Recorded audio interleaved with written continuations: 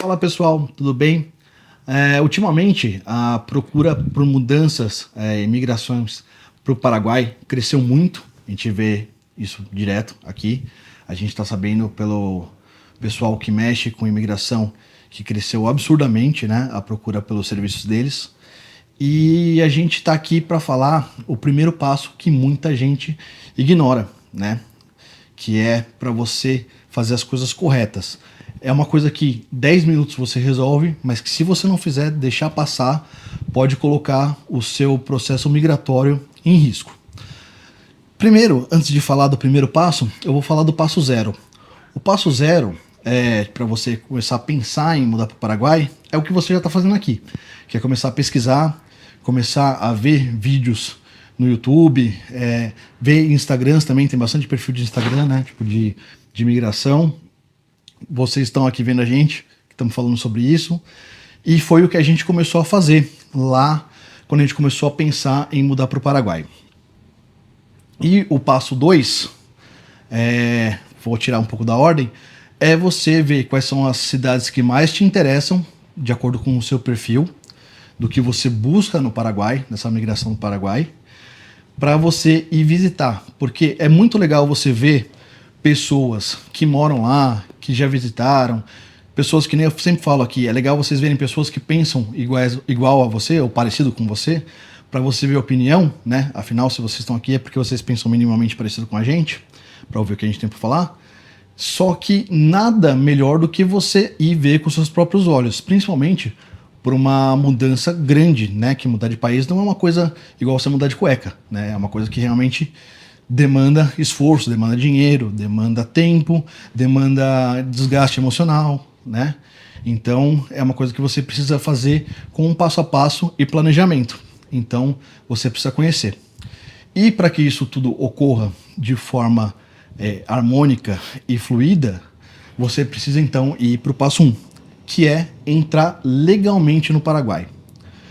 Para você entrar legalmente no Paraguai, você precisa fazer alguns trâmites que são muito simples, mas que muita gente deixa de fazer, e se alguma autoridade te parar lá, pode dar problema.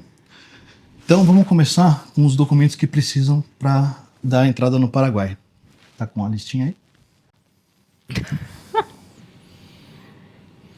Ele me ama. Lógico que eu te amo. Eu não tinha casado com você, não. Né? Fazer o quê? RG ou passaporte. Então, a primeira coisa que você vai precisar é do seu RG ou do seu passaporte. Eu, sinceramente, aconselho que você use o passaporte. Então, se você está com tempo, tira o passaporte primeiro, porque aí o permisso que eles vão te dar na fronteira vai ser carimbado no passaporte e não num papelzinho avulso, como foi o da Dona Onça, que ela entrou com RG. Eu entrei com o meu passaporte, então o meu permisso está lá. O dela, o que aconteceu? A gente resolveu, quando a gente estava em Encarnação, ir visitar Posadas, né? Posadas. E aí, o que aconteceu, Dona Onça? Conta. E aí não foi legal não, né? Por quê? O que aconteceu Eu lá? fiquei 3 horas numa fila É. pra poder entrar. Aí, pode falar? Pode, né? Pode. Vou dar minha opinião. O homem foi super, hiper, mega mal educado. O cara da fronteira da Argentina. Povo ignorante, Isso. super mal educado. E acho que ele foi tão mal educado que ele pegou o papelzinho que eles dão lá no... Permisso, né? de lá entrar na no Paraguai. entrada do Paraguai. E não devolveu. Porque, E ele ficou com o meu papel, gente. Como que pode uma pessoa ser tão mal-humorada? porque o que acontece é o seguinte, quando a gente foi para Posadas, a gente perguntou lá, precisa da saída primeiro no Paraguai e depois da entrada? E eles falaram, não, é uma migração só, tipo, unificada. E aí, a gente falou, então tá bom. Aí, a gente apresentei meu passaporte para ele dar a entrada na Argentina, que no fim ele não deu, ele só me devolveu o passaporte. E o permisso da Jéssica, ele sumiu com o permisso. Aí eu falei, bom, tudo bem, né? Na hora que a gente for entrar de novo, eles dão um novo permisso para ela e tá tudo certo. Foi o que eu imaginei. Só que não foi assim que aconteceu. Então, quando a gente voltou da Argentina, eles não deram nada pra gente, falaram que era, de novo, uma única migrações unificada e beleza, e seguimos assim. Aí ela ficou sem o documento desde então, todo esse tempo no Paraguai. E a nossa sorte é que ninguém parou a gente para pedir isso lá, né? Aí, na hora da saída, que a gente teve que dar saída do Paraguai para voltar pro Brasil, a gente precisava desse permisso para eles carimbarem de novo a saída. E aí, a gente não conseguia, porque ela não tinha. Aí eu tive que pedir pro moço da fronteira para que ele puxasse no sistema para pegar, ver que ela deu realmente a entrada e tudo mais, que a gente fez lá o trâmite para dar a saída. E aí a nossa sorte é que ninguém encrencou com isso, mas poderia ter encrencado e poderia ter dado ruim, né, E pra eu ter gente. ficado lá, já pensou que coisa ruim eu ter ficado lá? Ah, você não ia gostar nem um pouquinho Não, do imagina. Paraguai, né? Oh, Então, mas aí é esse o que é o problema, né? Então, entre o RG e o passaporte, eu sinceramente aconselho que vocês usem o passaporte, porque é um documento que é feito para isso, né? É feito para você viajar. mas não é obrigado ter passaporte para ir para o Paraguai. Não, porque por conta do Mercosul é só você apresentar o RG. Ah, um detalhe também, CNH não conta, tá? Como documento para você entrar no Paraguai. Então tem que ser o RG mesmo, em bom estado, menos de 10 Menos anos, de se não 10 anos, menos de 10 anos. Não pode estar E vencido. ou passaporte. Válido. Válido. O CIVIP. O CIVIP. O Olha. CIVIP também pra gente deu problema. Por quê? Porque a gente tinha programado a viagem. Primeiro, deixa eu explicar o que é o CIVIP, né? O CIVIP é um certificado de vacinação internacional. Argentina e Paraguai, você precisa estar com o certificado de vacina da febre amarela, com pelo menos 10 dias de imunização. E aí, a gente não sabia disso quando a gente tinha marcado a Tem que viagem. lembrar que é pego pelo SUS, porque particular, a vacina particular não consta. Isso. Não pode, tem que ser pelo SUS. Isso, você precisa fazer a vacinação da febre amarela pelo SUS para valer pro CIVIP. Senão não vale. Aí você entra naquele Connect SUS, tudo, e consegue tirar o certificado para imprimir. Leva impresso para entrar. Então a gente não sabia, né, disso quando a gente estava indo para lá. A gente ficou sabendo 2 dias antes. Aí a gente teve que adiar a nossa viagem. A gente acabou não conhecendo a Assunção que a gente queria por conta disso. A gente ficou só em Encarnação. E tudo bem, né? Porque a gente teve que jogar 10 dias pra frente a viagem, porque a gente tomou a vacina, teve que jogar 10 dias pra frente.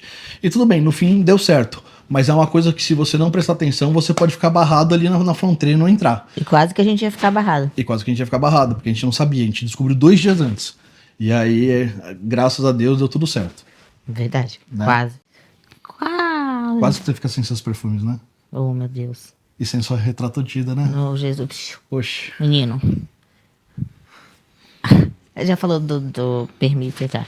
Já, Agora, isso. CLRV. Então, se você for de carro também, você vai precisar de mais 2 documentos. Um é o CRLV, que é o documento do carro, impresso, precisa estar lá.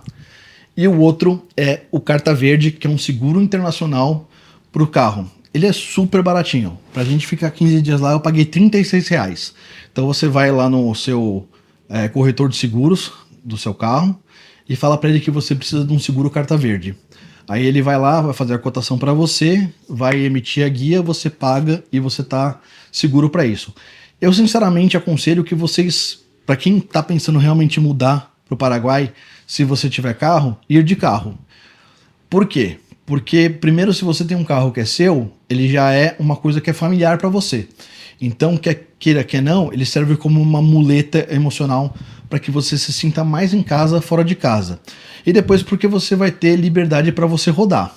Se você não tem carro e você decidir, por exemplo, de avião, porque você mora longe, você pode alugar um carro lá e começar a rodar por lá com o carro. Mas de qualquer forma, eu aconselho que você esteja de carro na sua visita no Paraguai, para que você conheça todas as partes em volta da onde você tem interesse. Que nem a gente foi para Encarnação, que era o que a gente realmente tinha interesse de conhecer, porque um dos nossos objetivos é ir morar lá, né? Uma das cidades que a gente elegeu, na verdade a cidade que a gente elegeu para morar é lá, mas a gente foi visitar San Juan del Paraná, a gente foi visitar Cambiritá, fomos visitar umas outras cidadezinhas pequenas lá, e se tudo tivesse dado certo, a gente também teria ido visitar Assunção. E mais um adendo agora que eu lembrei, É o seguinte, isso é um conselho pessoal meu, tá? A gente pensou nisso na época e a gente acha que vale a pena fazer o seguinte. Ir pela Ponte da Amizade é um rolê, porque você vai ter que dar entrada lá, pra você ficar legalmente dentro do Paraguai. E é uma baita fila gigantesca. Quem conhece lá a Ponte da Amizade sabe como é que é o trânsito lá e o fluxo de pessoas que tem passando lá. E aí, tem mais 2 pontos que é bom para você entrar. Um é Salto de Guairá, que foi onde a gente foi, para onde a gente entrou, e o outro é Juan Cabaleiro, que também são 2 fronteiras que tem essa parte de imigrações para você dar entrada e ficar totalmente legal.